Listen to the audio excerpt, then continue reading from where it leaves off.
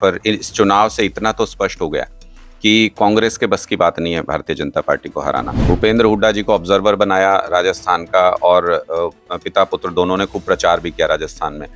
मध्य प्रदेश में प्रभारी बना के भेजा रणदीप सिंह सुरजेवाला को, कुमारी शैलजा को छत्तीसगढ़ में प्रभारी बना के भेजा।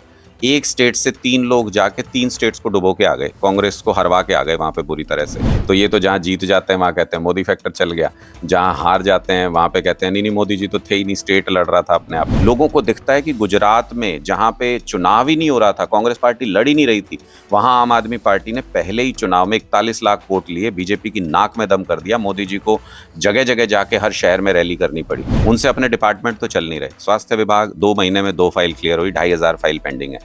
गृह मंत्रालय महिलाओं के खिलाफ अपराध में नंबर 1 हरियाणा हो गया, और 372 आईओज कह रहे थे सस्पेंड करो, मंत्री की चलती नहीं, पुलिस सुनती नहीं उनकी। नमस्कार, आप देख रहे हैं हरियाणा तक। जिस तरह से 5 राज्यों के चुनाव हुए हैं और कांग्रेस की जिस तरह से हार हुई है, और अब चर्चा ये है कि जो इंडिया गठबंधन बना था उसके बजाय अब तीसरा गठबंधन की चर्चा है। हमारे साथ आम आदमी पार्टी के वरिष्ठ उपाध्यक्ष हैं आम आदमी पार्टी से।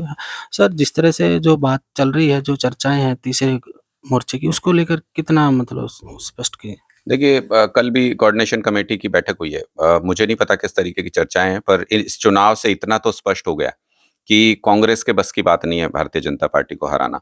सीधी टक्कर में जहां कोई और बीच में नहीं था, उसमें भी अगर कांग्रेस नहीं हरा पाई तीनों स्टेट्स में, पॉजिटिव होने के बाद, सारी चीजें पॉजिटिव माहौल होने के बाद भी, तो फिर कांग्रेस तो नहीं हरा सकती। ना उनके पास अब नेतृत्व है, ना वैसा संगठन बचा है। मुझे लगता है कि अब कांग्रेस को अपनी सोच को थोड़ा बदलना चाहिए, अहंकार को थोड़ा कम करना चाहिए, और दूसरे लोगों को आगे करके चलना चाहिए। अब आप उत्तर भारत में देखिए, समीकरण बदल गया पूरे तरीके से।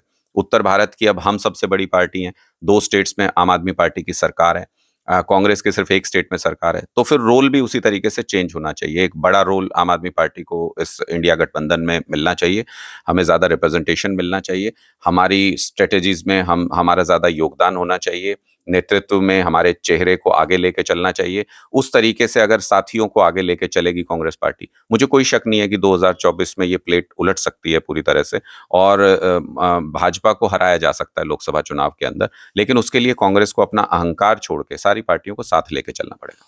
5 राज्यों के जो चुनाव थे सेमीफाइनल के रूप में देखे जा रहे थे। 2024 के लिए अभी से तैयारी कर दी है बीजेपी ने, और कह रहे हैं कि 2024 में जिस तरह से ये हारे, इनको और हराएंगे।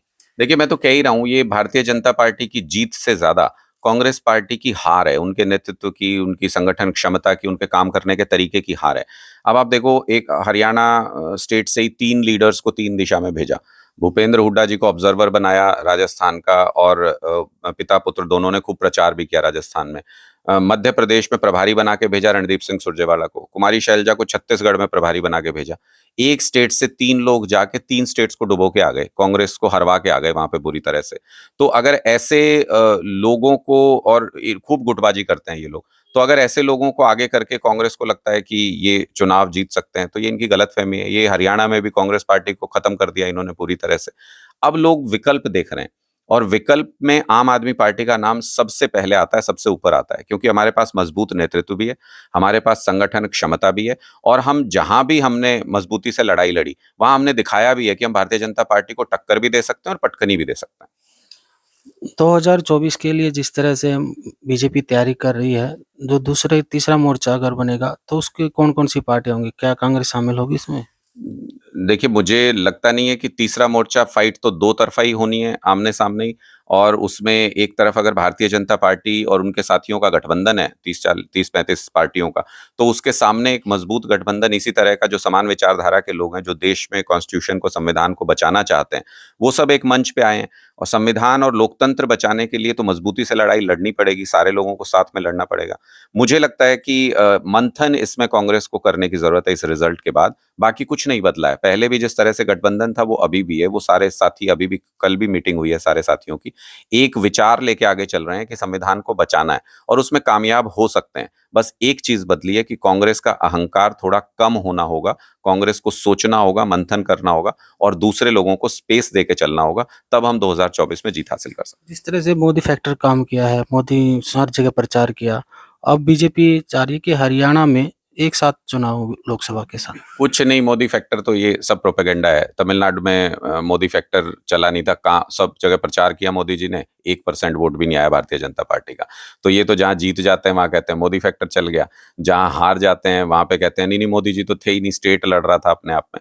तो ये तो इनका भारतीय जनता पार्टी का प्रोपेगेंडा है और उनको हक भी है, उनका अपने तरीके से प्रचार करने का उनको हक है। लेकिन चुनाव में जीत और हार महत्वपूर्ण होती है और उसके कारण महत्वपूर्ण होते हैं। कारण अब समझ में आ गए हैं कि कांग्रेस के पास संगठन शक्ति नहीं है, कांग्रेस के पास नेतृत्व मजबूत नहीं है, कांग्रेस में अहंकार ज्यादा है। अगर इन कारणों के ऊपर कांग्रेस काम करेगी, कोई भी ऐसा कारण नहीं बनता कि 2024 में इंडिया गठबंधन ना जीत सके। इंडिया गठबंधन जीतेगा, इंडिया जीतेगा और भारतीय जनता पार्टी हारेगी। अब बीजेपी ने भी फोकस कर दिया है हरियाणा को, आम आदमी पार्टी क्या तैयारी? देखिए, भारतीय जनता पार्टी कुछ मर्जी कर ले हरियाणा के अंदर, इस बार ये जहां से शुरू हुए थे 2014 में वहीं पे पहुंच जाएंगे। सिंगल डिजिट में भारतीय जनता पार्टी इस बार हरियाणा में आने वाली है, क्योंकि किसी भी वर्ग के लिए कोई काम नहीं किया भारतीय जनता पार्टी ने। सिर्फ जात पात की राजनीति, सिर्फ धर्म की राजनीति, इसी पे बिलीव करते हैं। और अब जो ये प्रोग्राम्स कर रहे हैं, आप इनके कोई भी प्रोग्राम जाके देख लो, यात्राएं निकल रही हैं, पता चल रही है कि आपको कि कहीं कोई यात्रा निकल रही है?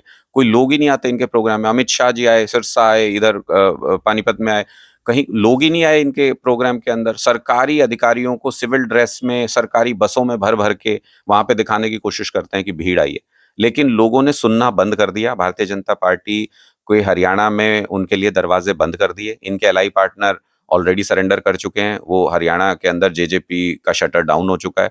ऐसी स्थिति में एक बहुत सुनहरा मौका है नए विकल्प के लिए हरियाणा के अंदर। हम उसके ऊपर काम कर रहे हैं। हमने हर गांव में 21 मेंबर की कमेटी बना दी है, मजबूत संगठन बना दिया है।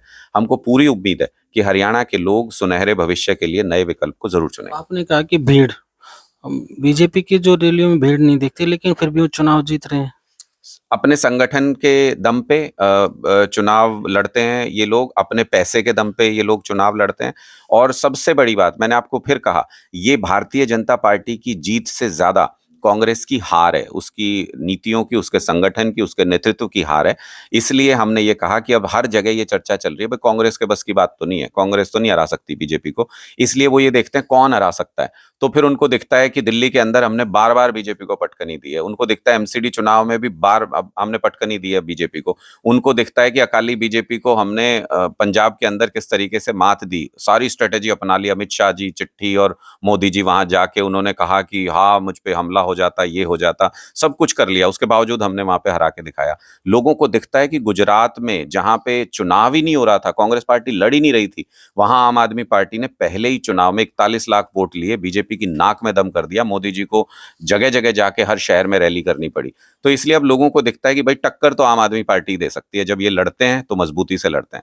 इसलिए एक विकल्प, एक उम्मीद देख रहे हैं लोग आम आदमी पार्टी। हरियाणा के गृह मंत्री अनिल विज, उन्होंने जिस तरह से आम आदमी पार्टी पर निशाना साधा, उन्होंने कहा कि जो आम आदमी पार्टी पहले वाली आम आदमी पार्टी नहीं रही और ये जमानत जब्त पार्टी होगी, जेजेपी बोल रही। देखिए, ये तो उनका अहंकार दिखता है इससे तो, कि जेजेपी उनकी एलाई पार्टनर है, उनके कंधों पे बैठ के ही सरकार चला रहे हैं और उन्हीं के खिलाफ ऐसा तंज कसते हैं, उन पे मजाक करते हैं। इनकी एलाई पार्टनर जो गई थी, उनको विज साहब को ये भी बताना चाहिए कि जब तमिलनाडु में मोदी जी के चेहरे पे चुनाव लड़ रहे थे और पूरे तमिलनाडु में जमानत जब्त हो गई थी भारतीय जनता पार्टी की, 1% वोट भी नहीं आया था, तो फिर जमानत जब्त पार्टी कौन सी थी? बीजेपी थी क्या उस वक्त? मोदी जी जमानत जब्त नेता हैं क्या? ऐसा बताना चाहिए विज साहब को।